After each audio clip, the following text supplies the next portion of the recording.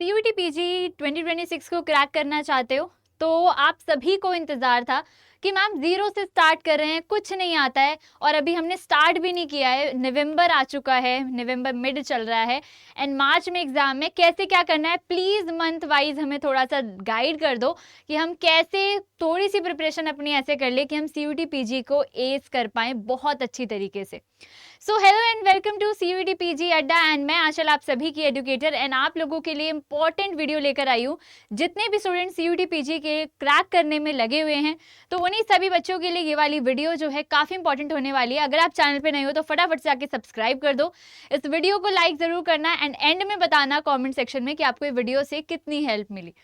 तो देखो, प्रिपरेशन इस टाइम पे कुछ ऐसे बच्चे हैं जिन्होंने बहुत पहले से अपनी प्रिपरेशन स्टार्ट कर दी होगी, तो कुछ ऐसे भी होंगे जिन्होंने रिसेंटली की है और कुछ ऐसे भी बच्चे हैं जिन्होंने अभी तक नहीं की है। वो ये सोच रहे हैं कहाँ से शुरू करना है एंड किस तरीके से प्लान आउट करना है सारी चीज़ों को। देखो, अब क्वेश्चन ये आता है कि मैम क्या हमसे हो पाएगा, क्या हमें लेट हो गया है क्या स्टार्ट करने में। तो एक सिंपल सी चीज़ किसी ने बोली थी कि it's never too late to start. कभी भी आप को देरी नहीं होती है स्टार्ट करने में। जस्ट अगर आपने आज से सोच लिया है ना कि मुझे अपना सीयूटी पीजी का एग्जाम क्रैक करना है तो आपको चीज़ों को फॉलो करो एंड आप लोग पक्का पक्का इस कर पाओगे। एंड इवन आप लास्ट ईयर के हमारे जो ऑल इंडिया रैंकर बन रहे हैं, आपने देखा भी होगा हमारे चैनल से रहे हैं, तो उन बच्चों के आप इंटरव्यूज़ को थोड़ा सा सुनोगे। उनमें से मोस्टली बच्चे ऐसे होते हैं जो बोलते हैं मैम हमने 1-2 महीने पहले से पढ़ना शुरू किया था। अब वो कुछ ऐसे बच्चे होते हैं जिन्होंने अपने बेसिक्स को बहुत अच्छे से ऑलरेडी अपनी ग्रेजुएशन में कवर किया हुआ है, तो उन्हें बस थोड़ा सा एडवांस पढ़ना होता है कि वो एग्जाम को बहुत अच्छे से क्रैक कर लेते हैं कि उनकी ऑल इंडिया रैंक 1 आ जाती है। और कुछ ऐसे होते हैं जो इतने महीनों पहले से शुरू कर देते हैं लेकिन वो तब भी नहीं कर पाते। रीज़न ये होता है कि क्योंकि उनके बेसिक्स अच्छे नहीं होते। तो हमेशा याद रखना, अगर आपने आज से सोच लिया है तो आप लेट नहीं हो, आप अभी भी अपनी प्रिपरेशन को बहुत अच्छे से कर सकते हो। अगर 2 महीने में या 1 महीने में पढ़ के कोई ऑल इंडिया रैंक 1 ला सकता है तो अभी तो फिर भी आपके पास 3-3.5-4 अप्रॉक्स आपके पास मंथ अभी भी प्रेजेंट है। चलो एक एक करके हर एक चीज को समझेंगे, हर एक पॉइंट को समझेंगे कि हमें कब क्या करना है।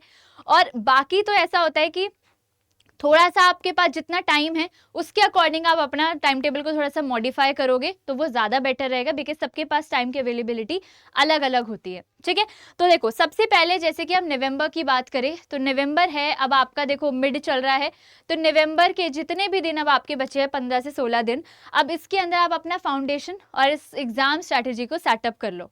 ठीक है, 15 दिन अप्रॉक्स बचा है और याद रखना नवंबर का आपका टारगेट होना चाहिए कि एटलीस्ट हर एक यूनिट की बेसिक मतलब आपको 20 से 30% सिलेबस आप इन 15 दिन में कंप्लीट अप करो। 20% सिलेबस में इसलिए बोल रही हूँ क्योंकि थोड़ा सा हम बेसिक पे चलेंगे इस टाइम पे। सबसे पहले तो आपको एग्जाम को अंडरस्टैंड करना है अच्छी तरीके से।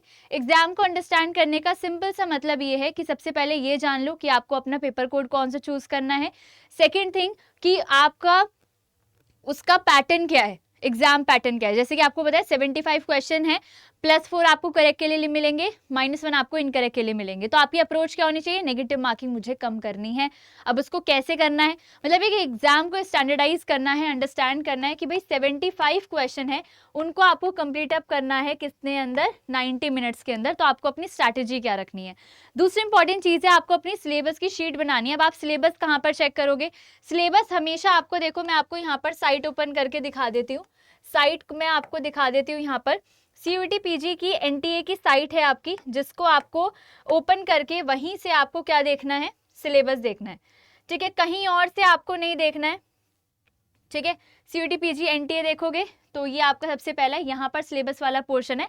अभी ये वाला जो है आपका नहीं खुलेगा, एरर आएगा क्योंकि अभी साइट अपडेट होनी है इस ईयर के लिए, लेकिन आपको सिलेबस यहाँ मिल जाएगा। तो अब आप कहोगे कि मैम सिलेबस फिर हम कहाँ से देखें, तो आप डायरेक्टली अगर लिखोगे कि इस कोड का या फिर इस सब्जेक्ट का, जैसे मैं लिखूँ सीयूटी पीजी जूलॉजी का सिलेबस, तो आपको पीडीएफ फॉर्म में मिल जाएगा। ठीक है, एनटीए वाला ही। ठीक है, तो आपको सिलेबस को आपको अंडरस्टैंड करना है कि भाई मेरे पे ये यूनिट है, मुझे ये सारी चीज़ें जो है पढ़नी है।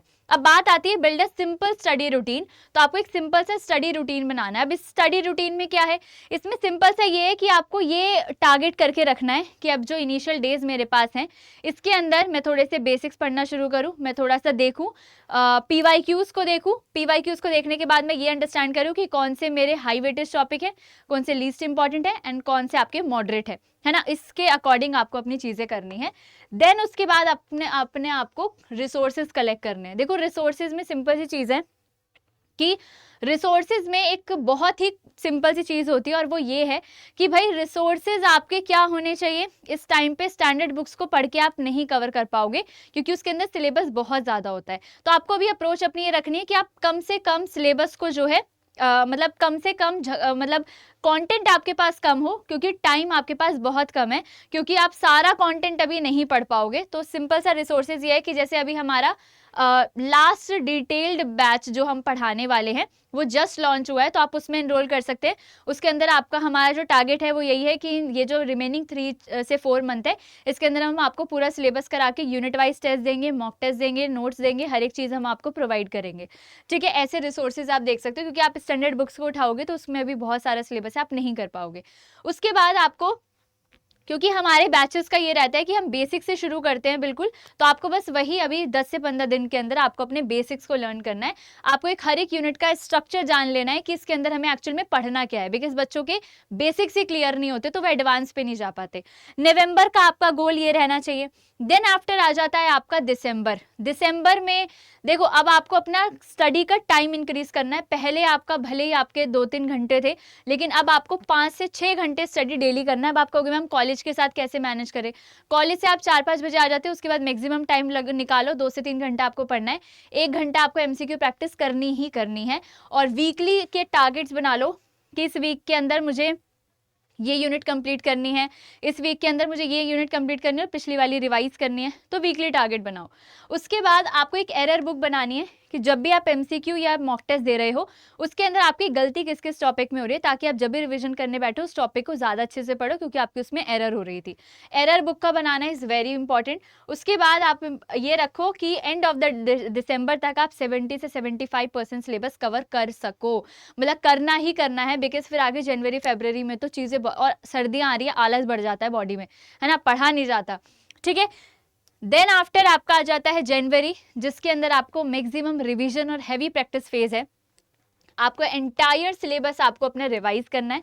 तो पूरा आपका जो डेली के वीकली के टारगेट्स हैं उनको आपको इसी तरीके से सेट करना है। देखो जो बच्चे कॉलेज जा रहे हैं उनके लिए सिंपल है, मंडे से फ्राइडे आपको क्या करना है, मंडे से फ्राइडे आपको सिलेबस करना है।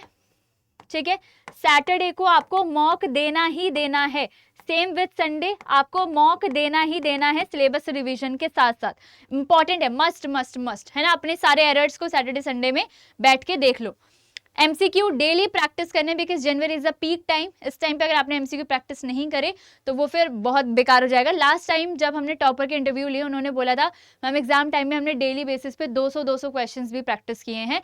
तो MCQ practice is the very very very important thing. ये लिख लो, छाप लो। नेक्स्ट आपको जनवरी से फुल लेंथ मॉक टेस्ट लगाने शुरू करने हैं, बिकॉज अब आपका सिलेबस ऑलमोस्ट कवर हो चुका है। तो अब बारी है कि अब आप मॉक टेस्ट लगाओ और फिर देखो कि आप किस किस चीज़ में लैग कर रहे हो और कौन सी चीज़ आपकी अच्छी हो चुकी है। तो आप उसको कम रिवीजन में टाइम देने लगो, और जिन पे आपका नहीं हो पा रहा है उसको आप थोड़ा सा और टाइम देना शुरू करो। उस तरीके से आप अपना बनाओ। नेक्स्ट है स्पीड और एक्यूरेसी की ट्रेनिंग आपको करनी है। 75 क्वेश्चन है, 90 मिनट। तो कुछ क्वेश्चन ऐसे होते हैं जो 1 मिनट में हो जाते हैं, कुछ ऐसे होते हैं जिसमें हमें थोड़ा सा दिमाग देना पड़ता है, थोड़ा सा फोकस करना पड़ता है।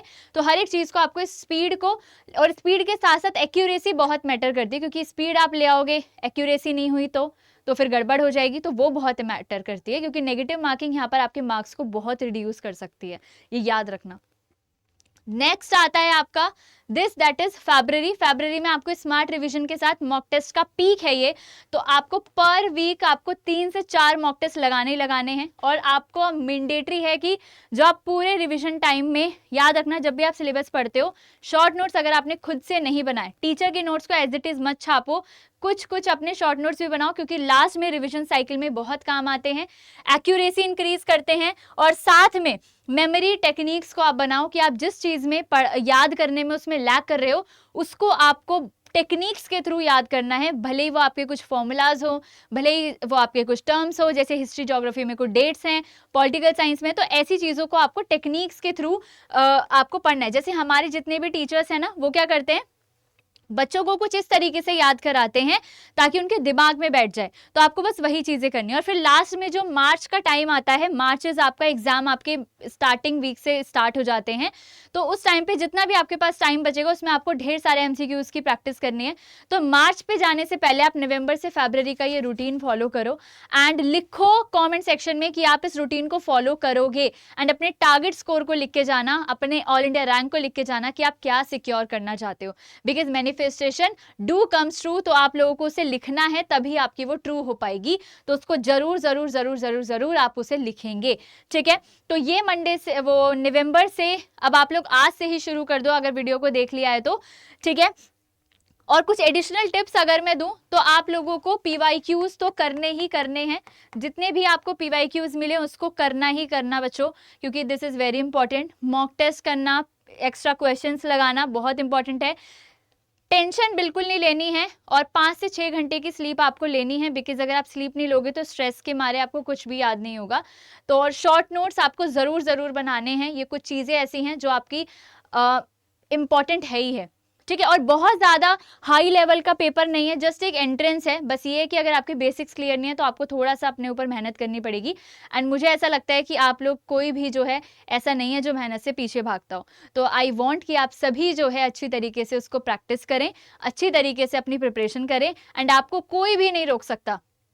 और अगर आप अपनी और अच्छे से प्रिपरेशन करना चाहते हो, लास्ट ईयर के बच्चों की तरह ऑल इंडिया रैंक लाना चाहते हो हमारे साथ, तो आप हमारे बैचेस में एनरोल कर सकते हैं। बैचेस में एनरोल करने के लिए ये मेरी मेल आईडी है, आप डायरेक्टली मुझसे कनेक्ट करो, आपको किसी से करने की ज़रूरत नहीं है। डायरेक्टली मुझसे कनेक्ट करो, जो भी दिक्कत है मुझे बताओ, और आपकी जिस भी कोर्स में आपको एनरोल करना है, किसी भी सब्जेक्ट में CUET PG की, आप मुझसे बात करो डायरेक्टली। आप यहाँ पर मेरी मेल आईडी है, इसमें जस्ट आपको अपना नेम लिखना है, कॉन्टैक्ट नंबर लिखना है। कॉन्टैक्ट नंबर बहुत ज़रूरी है ताकि मैं आपको व्हाट्सएप पे या नंबर पे रीच आउट कर सकूं। साथ में आपको अपना सब्जेक्ट ज़रूर मेंशन करना है कि आप कौन से सब्जेक्ट के लिए प्रिपेयर कर रहे हो, ठीक है। ये मेंशन कर देना, अपनी क्वेरी लिख देना, बस ये 3-4 चीज़ें आप लिख दोगे तो मैं आपसे डायरेक्टली रीच आउट कर दूंगी। आपको बहुत बड़ा हेलो मैम ऐसे करके मेल लिखने की ज़रूरत नहीं है। एंड आप अगर बैचेज में ये कूपन कोड यूज़ करते हैं तो आपको एक्स्ट्रा डिस्काउंट मिल जाता है।